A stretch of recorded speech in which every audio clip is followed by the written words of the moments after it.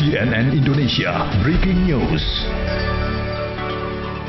Yang saya hormati Pak Agus Gumiwang, PLT Ketua Umum Demisioner, dan seluruh teman-teman semua, Ketua SC Demisioner, Ketua OC, dan beberapa sahabat-sahabat saya yang sempat hadir bersama-sama, teman-teman media yang saya hormati.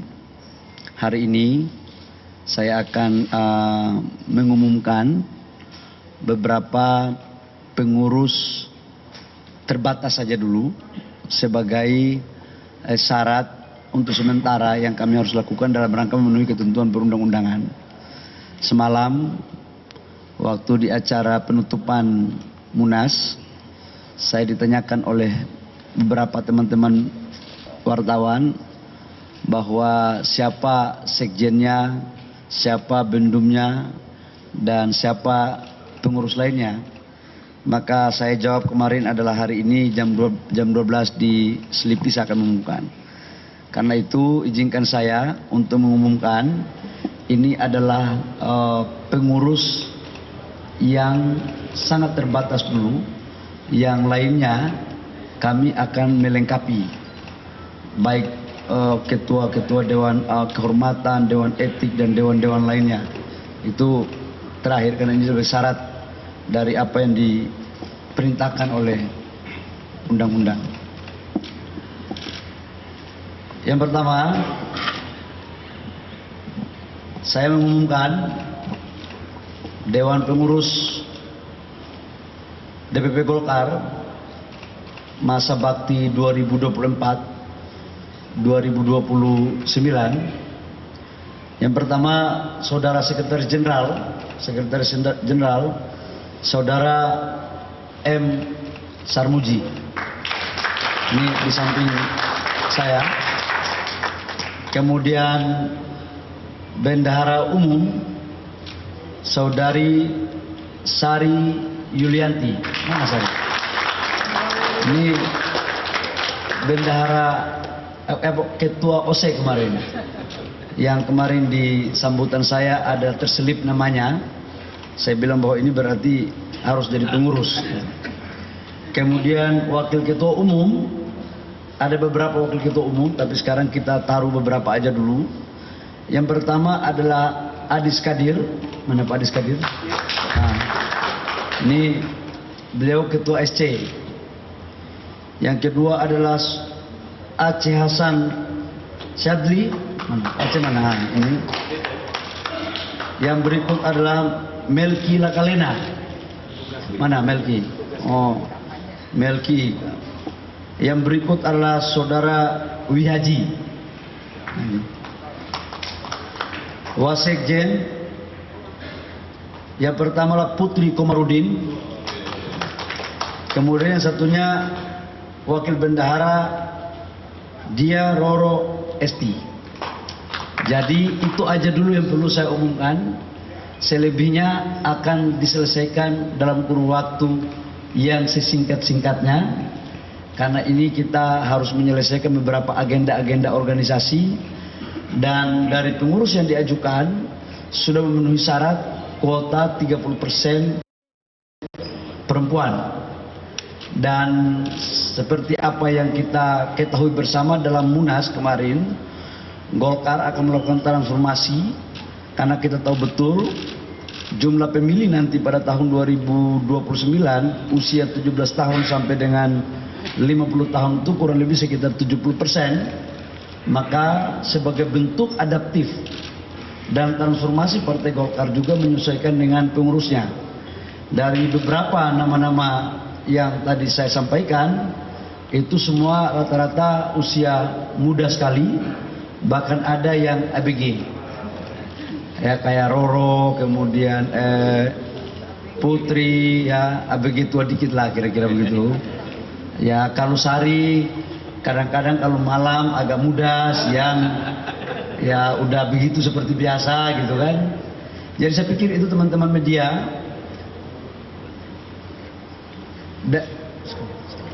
Dan saya umumkan juga karena ini adalah salah satu dewan yang sangat penting atas dasar pertimbangan matang dan penuh diskusi dengan berbagai stakeholder daripada Partai Golkar. Dan memang ini agak sedikit membutuhkan energi dalam membangun kesepahaman untuk melahirkan sebuah kesepakatan. Kesepakatan ini diambil sudah barang tentu lewat kajian yang mendalam dengan memperhatikan berbagai macam dinamika dan suasana kebatinan. Dan kami memutuskan dan menetapkan Bapak Agus Gumiwang Kartasasmita sebagai Ketua Dewan Pembina DPP Golkar tahun 2024-2029. Sudah barang tentu ini bagian daripada mekanisme tatanan pelaksanaan partai untuk bagaimana kemudian Golkar bisa bersatu padu, bekerja sama, bergandengan tangan dengan satu tujuan, yaitu insya Allah kita akan memenangkan pada pilkada nanti 2024 dan sekaligus melakukan konsolidasi menyongsong pileg 2029 untuk mendapatkan hasil yang terbaik. Saya pikir itu sebagai pengantar dari saya. Kalau ada yang belum jelas, saya persilakan untuk menanyakan. Ya. Siang Bapak-Bapak Ibu-Ibu sekalian, saya Rahel dari Kompas.com. Mau menanyakan, kemarin kan Pak Bahlil juga di pidato sempat bilang kalau kepengurusan kalau bisa tidak lebih dari 100 ya Pak jumlahnya. Nah, kalau untuk ini selain nama-nama yang tadi disebutkan, kira-kira jumlah totalnya akan berapa sih Pak jumlah pengurus di Golkar nanti? Insya Allah sampai dengan hari ini saya masih berpikir atas kajian mendalam dari teman-teman steering komite dan pandangan dari beberapa stakeholder Golkar bahwa kita akan memakai prinsip miskin struktur kaya fungsi daripada kaya struktur miskin fungsi. Nah, dalam penerjemahan itu kami sebagai ketua umum terpilih menjabarkan lewat kepengurusan yang ramping. Dari 200 lebih pengurus akan kami sesuaikan dengan 100, kurang dari 100, maksimum 100, tapi keyakinan saya tidak akan mencapai 100. Sudah barang tentu banyak teman-teman kader Partai Golkar yang sangat luar biasa itu bertanya, kalau 100 terus yang lainnya di mana? Kita akan memperkuat di pokja-pokja, kemudian di badan-badan otonom, ataupun membuat lembaga-lembaga lain yang merupakan bagian daripada skoci partai, tapi menjadi juga bagian daripada inti partai. Karena saya punya keyakinan kader Partai Golkar itu selalu berpikir bukan persoalan di mana strukturnya, tapi sesungguhnya apa fungsinya dan bagaimana cara kita mengoptimalkan peran dan kemampuan masing-masing kader Partai Golkar. Selamat siang Pak Bahlil dan seluruh pengurus DPP Golkar. Saya Nia dari Harian Kompas. Mau tanya yang pertama soal ini Pak, kepengurusan baru Partai Golkar kan terbentuk di tengah dinamika politik nasional yang menghangat gitu ya Pak. Hari ini terjadi demonstrasi penolakan terhadap revisi undang-undang pilkada di mana-mana. Pertama itu bagaimana Partai Golkar menanggapi dinamika tersebut, dan yang kedua instruksi apa yang diberikan oleh DPP Golkar terhadap fraksi Golkar di DPR untuk menyikapi situasi ini Pak. Terima kasih. Yang pertama, sebagai kader Golkar yang berproses dalam alam demokrasi dan pernah menjadi aktivis, negara kita adalah negara demokrasi, penyampaian pendapat itu adalah hal yang harus dihargai dan dijamin oleh undang-undang. Itulah salah satu ciri negara demokrasi kita. Jadi itu bukan sesuatu yang dilarang, boleh-boleh saja, tapi semuanya harus ada aturan yang hendak kita patuhi dan dijadikan sebagai rujukan bersama. Yang kedua, terkait dengan dinamika yang tadi disampaikan, saya baru terpilih kemarin dan sahnya tadi malam. Baru bangun tidur, belum sempat saya rapat sama fraksi. Hal ini saya akan mendalami, setelah ini saya mencoba untuk berkomunikasi dengan fraksi. Karena itu saya belum bisa memberikan penjelasan secara detail, tapi pada prinsipnya adalah kita mengedepankan aturan main, mekanisme, dan juga berdasarkan undang-undang. Kalau itu baik semuanya, saya yakin dan percaya semua akan baik. Begitu ya Mbak ya? Oke, yang lain lagi? Selamat siang Pak Bahlil, nama saya Santi Dewi Pak dari Media IDN Times. Ada 2 pertanyaan Pak Bahlil. Bapak kan membentuk kepengurusan ini di waktu di mana pekan depan sudah mulai pendaftaran calon kepala daerah. Makanya barangkali hari ini setelah disahkan mungkin akan langsung mendaftarkan ke Kemenkumham gitu ya Pak ya, untuk mendapatkan SK untuk bisa mendaftar ke KPU.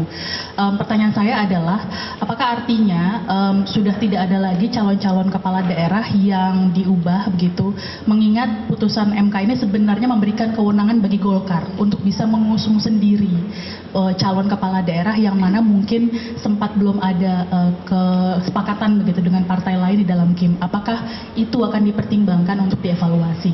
Kemudian yang kedua, Pak Bahlil kemarin di Munas memuji kepemimpinan Pak Erlangga. Apakah artinya Pak Erlangga akan diberikan tempat khusus di kepengurusan Bapak sekarang ini? Terima kasih. Ya, yang pertama menyangkut dengan keputusan DPP Golkar untuk calon pilkada. Kami di Golkar itu mengenal asas keberlanjutan. Yang sudah bagus, saya pikir kita lanjutkan. Ya, yang sudah bagus tidak perlu kita otak-atik. Golkar ini partai yang matang. Golkar ini partai yang syarat pengalaman. Golkar ini partai yang dihuni oleh kader-kader yang mempunyai kapasitas, integritas, dan kemampuan leadership serta pandangan politik yang sangat komprehensif. Karena itu kami berpandangan sebentar saya akan membentuk juga tim Pokja Pilkada dalam rangka melakukan percepatan-percepatan, penyempurnaan ataupun tindak lanjut dari apa yang telah diputuskan oleh masa kepengurusan Pak Erlangga. Jadi tidak ada banyak berubah saya yakin. Andaikan pun ada, itu butuh penyesuaian dikit aja. Dan sudah tentu dengan mempertimbangkan berbagai macam argumentasi, masukan, dan pertimbangan. Yang ujungnya itu adalah bagaimana kami insya Allah bisa memenangkan pemilu kada baik di tingkat provinsi, kabupaten, kota. Yang kedua menyangkut dengan urusan Pak Erlangga. Pak Erlangga ini ketua umum Golkar yang menurut kami luar biasa ya, mampu menaikkan kursi dari 85 ke 102, naiknya 17. Dan oleh karena itu percayalah bahwa kami dari DPP Golkar akan sangat menghargai jeripaya Pak Erlangga, dan untuk urusan berikutnya kami akan membicarakan untuk diputuskan.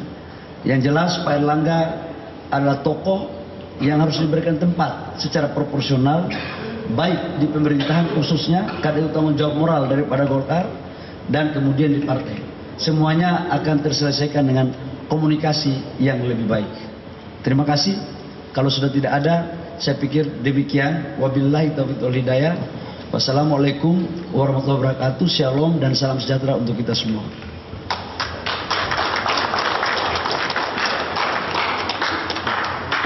Udah kan? Oke.